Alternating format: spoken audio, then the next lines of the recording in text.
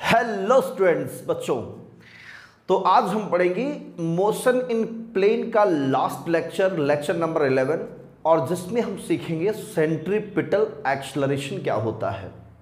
Yes बच्चों, तो ये धीरे धीरे हमारा जो टॉपिक है मोशन इन प्लेन का, पढ़ते पढ़ते धीरे धीरे हम आगे बढ़ते बढ़ते ये आज एंडिंग टाइम पर आ चुकी हैं।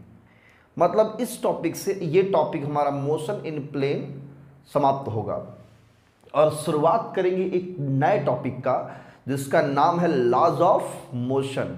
ठीक है, तो उसको पढ़ने से पहले हम सेंट्रीपिटल एक्सेलरेशन जान लेंगे ये क्या होता है, और साथ ही साथ इसका डेरिवेशन कैसे होगा वेक्टर के कॉन्सेप्ट से, ये सीखेंगे बच्चों। ठीक है, तो बहुत मौज मस्ती हो चुकी है बच्चों। आप लोग पढ़ने में थोड़ा सा इंटरेस्ट लगाइए, मौज मस्ती को थोड़ा सा साइड करिए और पढ़िए। इधर उधर के डिस्टर्बेंस बिल्कुल बंद कर दीजिए। और जब भी बच्चों वीडियो आप यूट्यूब पर देख रहे होंगे, आप सभी जगह जो है एक जितने भी डिस्टर्बेंस एरिया होगा वहाँ से हट जाइए और ऐसी जगह बैठ के पढ़िए जहाँ पे आपको कोई डिस्टर्ब न करे। ठीक है, आप स्कूल से आए, कोचिंग से आए, जैसे भी आए, आप थोड़ा सा अगर आप चाहते हो कि हमें थोड़ा सा रिवीजन के तौर पे हम वीडियो को देखकर अपना कॉन्सेप्ट क्लियर कर ले, रिवाइज कर ले, तो आप कंसंट्रेट रहिए। ठीक है, बहुत ही इंपॉर्टेंट है आपका ये टॉपिक। इससे कभी कभी जेईई मेंस में क्वेश्चंस आ जाता है सेंट्रीपिटल एक्सेलरेशन से। तो ये कहाँ मिलेगा आपको? ये एक सर्कुलर पाथ में मिलेगा।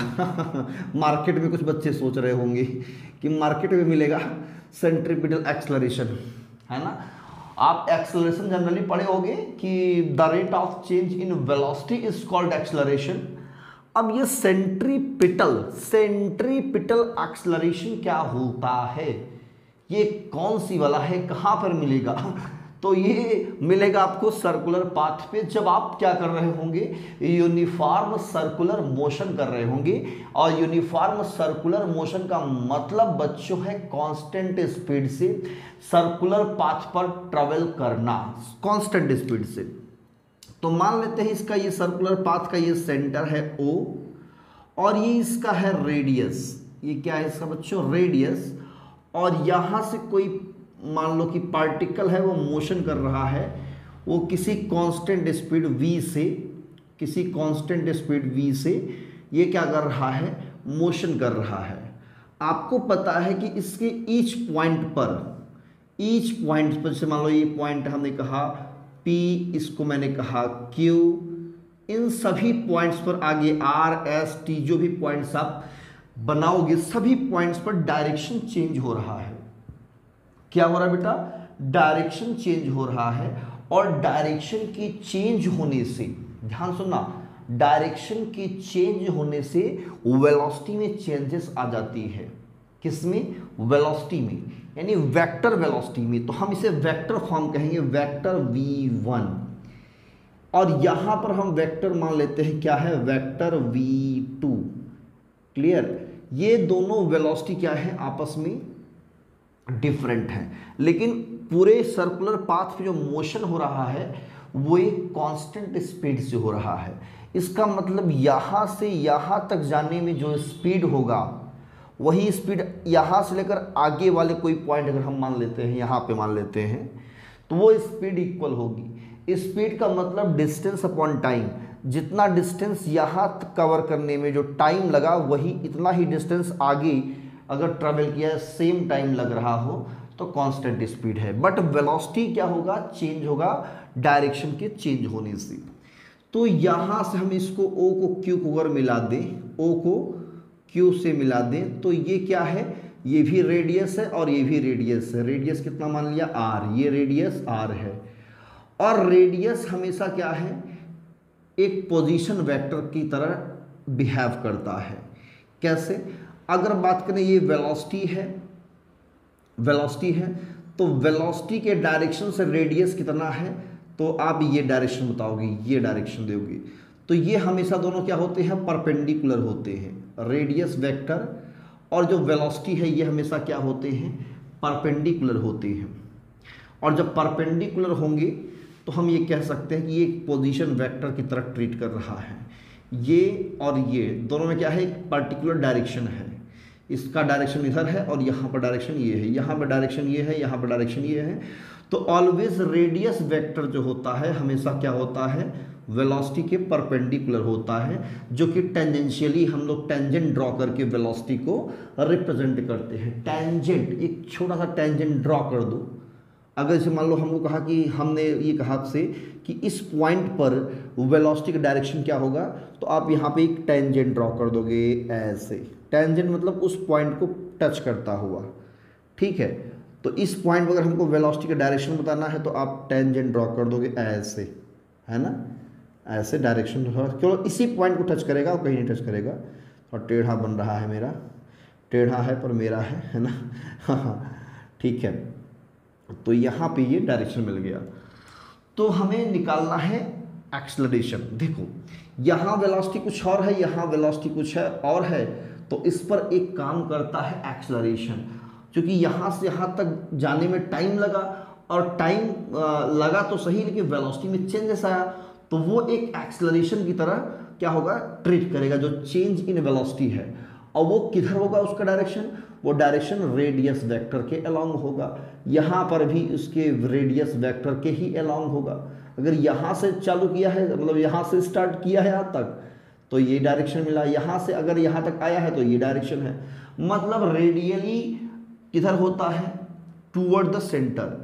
ये जो एक्सेलरेशन होता है, ये एक्सेलरेशन AC, क्या हमने माना, AC। ये जो एक्सेलरेशन है वो किधर होता है, radially toward the centre, radially towards the centre, centre की तरफ काम करता है ये हमारा एक्सेलरेशन। इसलिए इस एक्सेलरेशन को हम लोग कहते हैं सेंट्रीपिटल एक्सेलरेशन।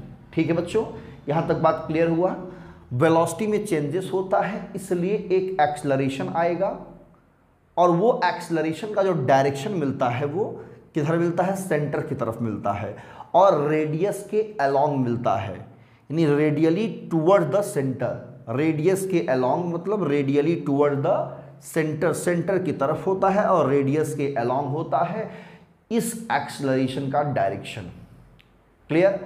और इसी एक्सेलरेशन से वेलोसिटी में चेंजेस आया इधर, फिर आगे, फिर इधर इसको मतलब ये एक तरह से सेंटर की तरफ खींच रहा है इसको, मतलब वेलोसिटी को अपनी वेलोसिटी को किधर खींचना चाहता है, वेलोसिटी को सेंटर की तरफ खींचना चाहता है, लेकिन वो डायरेक्शन चेंज होने से एक्सेलरेशन काम कर देता है किधर, सेंटर की तरफ। यही है क्या, एक सेंट्रीपिटल एक्सेलरेशन। और इसका फार्मूला तो बहुत ही सिंपल है, AC=v²/r। आप इसे डिराइव कर सकते हो। कैसे डिराइव करोगे, आइए देखते हैं। इसके लिए हम एक दूसरा फिगर बना लेते हैं। ठीक है, अब यहाँ पे हमको डेफिनेशन समझ गए। अब हम एक फिगर बनाते हैं यहाँ पे। ठीक है, वही फिगर है, मैं थोड़ा सा इसको ड्रॉ कर रहा हूँ। ये सेंटर O है और ये रेडियस है R। ठीक है, रेडियस R है, पॉइंट P है। यहाँ पर जो वेलोसिटी डायरेक्शन है वो क्या है, ये है, ये हमने लेट किया ऐसे है। क्लियर, ये है वेलोसिटी का डायरेक्शन, वेक्टर V1, और एक पॉइंट यहाँ पे है, हमने लिया है वेलोसिटी। इस पर वेलोसिटी जो डायरेक्शन है वो है vector V2, vector V2, vector V1। और ये जो डिस्टेंस है, ये डिस्टेंस हमने मान लिया डेल्टा S है। कितना है, डेल्टा S। और ये जो आर्क है PQ, ये सेंटर पे कितना एंगल बना रहा है, very small angle, delta theta. ठीक है, तो ये PQ जो है आर्क है, ये आर्क कहाँ कितना एंगल बना रहा है, सेंटर पे, डेल्टा थीटा। ठीक है, यहाँ पर वेलोसिटी V1 है। अब ध्यान दो, V1 से वेलोसिटी हुआ V2, तो पहले V1 का अगर कुछ वेलोसिटी होगी तो इसका मैग्नीट्यूड और डायरेक्शन लेकर हम एक इसे वेक्टर बना सकते हैं। ठीक वैसे ही, तो मैंने कहा ये मान लो कि एक वेक्टर है V1, इसका नाम रखा हमने A B। क्लियर। और वेक्टर V2, अब ध्यान दो, A से एक डिस्प्लेसमेंट वेक्टर P से Q की तरफ शिफ्ट हो रहा है। तो देखो, हम इस डायरेक्शन में, कोई एक पर्टिकुलर डायरेक्शन में हमने क्या किया, एक वेक्टर लिया AB, जिसका जो वैल्यू है वेक्टर v1 के इक्वल है, मतलब AB का मैग्नीट्यूड v1 के बराबर है। क्लियर? तो यहां से एक वेक्टर निकला ये BC, वेक्टर BC, तब कहाँ पहुंचा? यहाँ पे C पर, और इस C पर हम मतलब Q पॉइंट पर वेलोसिटी कितनी है? v2। ये अगर हम बात करें तो इसको पीछे अगर एक्सटेंड करते हैं तो कुछ ना कुछ इससे एंगल बनाएगा। अगर इसको हम पीछे एक्सटेंड करते हैं इसके, तो यहाँ से एक कोई ना कोई वेक्टर बनाएगा। यानी फाइनली हम ये कह सकते हैं कि ये एक वेक्टर ऐसे जा रहा है। ठीक है, यानी वेक्टर AB से ज्वाइंट कौन है? Vector AC।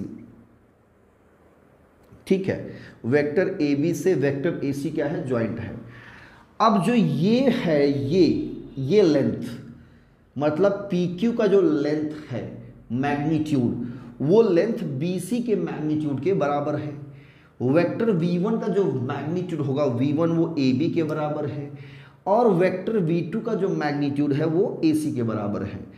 तो इन दोनों को हमने क्या किया? इसको आगे एक्सटेंड किया। अगर हम करते हैं या मान लो इसको आगे थोड़ा सा शिफ्टिंग करते हैं आगे तरफ, ऐसे इसको थोड़ा पीछे खींचते हैं, तो ये दोनों ज्वाइंट होते हैं। होते ही नहीं होते? बोलो भाई, वेक्टर की शिफ्टिंग होती है मैग्नीट्यूड और डायरेक्शन में। क्लियर? शिफ्टिंग होती है, आप शिफ्टिंग पढ़ चुके हो। तो अगर ये इक्वल है इसके, तो ये जितना एंगल सेंटर बना रहा है उतना एंगल ये यहाँ पर भी बनाएगा, जो ये दोनों ज्वाइंट हो रहे हैं।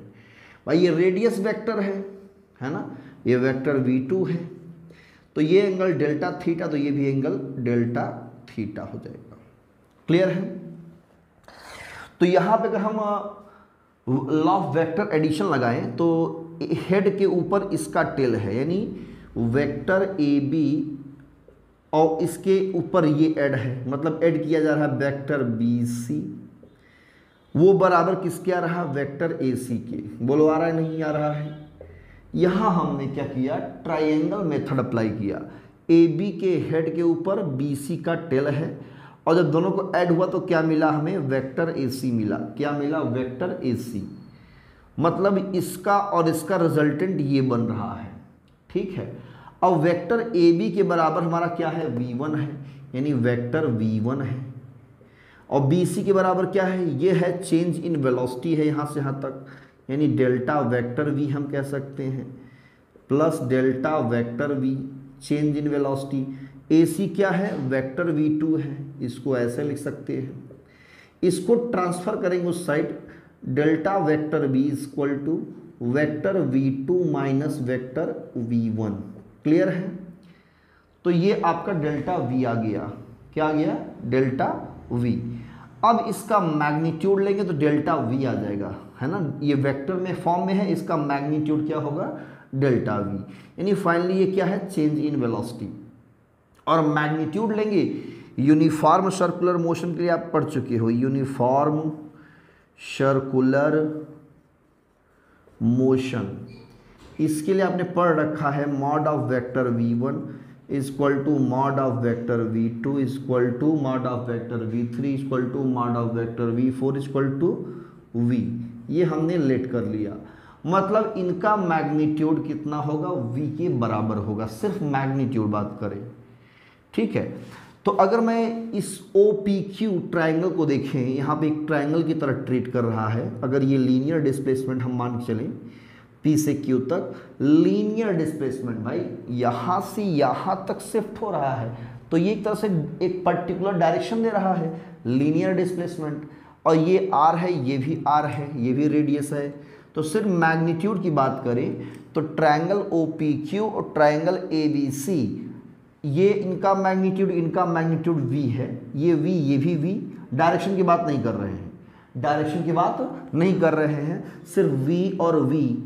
तो ये मैग्नीट्यूड आपस में इक्वल हैं, इनके बीच का एंगल इक्वल है, तो ये ट्रायंगल क्या हुए? सिमिलर हुए।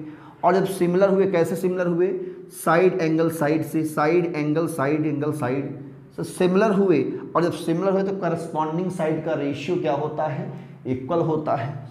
ठीक है, तो मैं चाहूँगा कि वीडियो स्टॉप करके बच्चों पहले यहाँ तक नोट कर लेते हैं। क्लियर? इतनी बात समझ में आई? भाई AB plus BC equal to AC है, दैट्स इट। भाई ए बी के हेड के ऊपर इसका टिल रखा है तो ये मिला हमको, वेक्टर लॉ लगाया ये बना, ये आ गया। इसके मैग्नीट्यूड की बात करें तो सिर्फ डेल्टा वी होगा, इसका मैग्नीट्यूड इक्वल हुआ क्योंकि वही होगी constant speed uniform circular motion के लिए, है ना। तो ये लॉजिक के तहत हम इसको प्रूफ करेंगे। तो यहाँ तक वीडियो स्टॉप करें और नोट कीजिए बच्चों। तो अब हम इसको क्या करेंगे बच्चों, इरेज करेंगे, और इरेज करने के बाद जो है हम इसके लिए एक फार्मूला ड्राइव करने जा रहे हैं। इरेज करते हैं, आप लोग आई होप कि नोट कर लिए होंगे डायग्राम बना करके, ठीक है। तो सेंट्रीपिटल एक्सेलरेशन की फार्मूला का प्रूविंग करने जा रहे हैं। तो triangle O P Q and triangle A B C are similar, जब सिमिलर होंगे बेटा तो क्या करेंगे, करेस्पॉन्डिंग साइड का रेशियो इक्वल होता है, मतलब ये अपॉन ये, यानी P Q upon B C कर देंगे इक्वल टू ये बाई ये, है ना, यानी ओ पी बाई क्या कर देंगे हम, इसका मैग्नीट्यूड, है ना, कितना ए बी, और यहाँ आपका ए बी इक्वल टू क्या है, ए सी है, और कितना है ये वी है, हमने लेट कर लिया। चाहे आप ए बी इसको अपॉन इसको कर दीजिए या ये अपॉन ये कर दीजिए, दोनों का आंसर सेम आएगा, ठीक है। तो पी क्यू हमारा कितना है, यहाँ से ये है डेल्टा एस, बी सी कितना है हमारा डेल्टा वी, क्लियर। अच्छा ओ पी कितना है हमारा, ओ पी हमारा है आर, ए बी क्या है हमारा सिर्फ वी है, बोलो है कि नहीं, ए बी सिर्फ वी है, क्लियर है। ये वी वो है जो कांस्टेंट स्पीड से पार्टिकल ट्रेवल कर रहा है सर्कुलर मोशन में, वही है वी, और ये delta we change in velocity है जिसकी वजह से एक्सेलरेशन आ रहा है, कौन सा, सेंट्रीपिटल। तो मैं इसे इरेज करूंगा बेटा, इरेज करूं, ओके। तो अब इसे सॉल्व कर लेना है, कुछ नहीं है इसमें, है ना, सिंपली सॉल्व कर लेना है। तो क्या करेंगे, यहाँ से हमें क्या चाहिए, डेल्टा वी चाहिए, तो रेसिप्रोकल ले लेते हैं। रेसिप्रोकल लेंगे तो delta v by delta s v by r, delta s को क्रॉस मल्टीप्लाई कर देंगे, delta v equal to delta s into v by r, delta t से डिवाइड कर देंगे दोनों side, on dividing by delta t. Delta t very small time है जो ए से पी से क्यू तक जाने में लगा है, पी से क्यू तक जाने में कितना टाइम लगा है, डेल्टा टी, मतलब वेलोसिटी में चेंज होने में जो टाइम लगा वो डेल्टा टी है, और उसी डेल्टा टी से अगर डिवाइड करते हैं तो delta v upon delta t, delta s upon delta t into v by r, ये आ जाता है इक्वेशन नंबर फर्स्ट। और the rate of change in velocity is called acceleration. तो यहाँ जो एक्सेलरेशन होगा सेंट्रीपिटल एक्सेलरेशन होगा, वो सेंटर की तरफ काम करेगा ए सी, यानी ए सी क्या होगा, delta v upon delta T हो जाएगा, क्लियर। और the rate of linear displacement is called linear velocity, ये यहाँ से यहाँ तक का जो डिस्प्लेसमेंट है वो लीनियर वेलोसिटी है, यानी ये जो हमारा स्पीड है कह लीजिए कि डिस्टेंस अपॉन टाइम, यहाँ से यहाँ तक डिस्टेंस अपॉन टाइम वो क्या है, स्पीड है, वो कांस्टेंट है। तो speed v equal to delta s upon delta t, ये यहाँ पे v पुट कर देंगे, यहाँ पे ए सी रख देंगे, तो by equation first A C equal to v into v, यानी वी स्क्वायर बाई आर आ जाएगा, कितना जाएगा, वी स्क्वायर बाई आर। भाई यहाँ पे v रखेंगे, इसकी जगह पे v रखोगे, यहाँ AC, तो AC equal to v into v square by r, और यही सेंट्रीपिटल एक्सेलरेशन का फार्मूला है जो सेंटर की तरफ काम करता है, किधर काम करता है, सेंटर की तरफ, radially toward the centre, clear है। तो ये फार्मूला है सेंट्रीपिटल एक्सेलरेशन का। वीडियो स्टॉप करके आप लोग नोट कर सकते हो, ठीक है, स्टॉप करके आप लोग नोट कर सकते हो। नोट कर लिया बच्चों, इरेज करते हैं। अब थोड़ा सा हम कॉन्सेप्ट को आगे ले चलते हैं, ठीक है। तो यहाँ से centripetal acceleration A C equal to v square by r आया। अब आपने पढ़ा है, पिछले वीडियो में आपने पढ़ा था v इक्वल टू होता है r into omega, linear velocity और एंगुलर वेलोसिटी के बीच रिलेशन होती है v equal to r omega, तो वहाँ हम रखेंगे आर ओमेगा वहाँ पे, तो ए सी कितना आएगा आर स्क्वायर ओमेगा स्क्वायर, भाई स्क्वायर है तो स्क्वायर हो जाएगा, आर से आर कैंसिल, यानी आ जाएगा आर ओमेगा स्क्वायर। ये सेंट्रीपिटल एक्सेलरेशन का क्या है, एक और फार्मूला बन गया आर ओमेगा स्क्वायर। अगर ये भी लिखा है तो भी सही है और वो लिखा है तो भी सही है, दोनों जनरल फार्मूले हैं सेंट्रीपिटल एक्सेलरेशन के। क्लियर, क्लियर है बच्चों? ओके, तो यही है सेंट्रीपिटल एक्सेलरेशन का फुल कॉन्सेप्ट। अब थोड़ा सा एक छोटा सा कॉन्सेप्ट इसी में है, अगर कांस्टेंट स्पीड ना हो, कांस्टेंट स्पीड से मोशन ना हो, है ना, वो स्पीड वेरिएबल हो, तब क्या होगा, तो इसको आप लोग नोट कर सकते हो, मैं इरेज कर रहा हूं। ओके,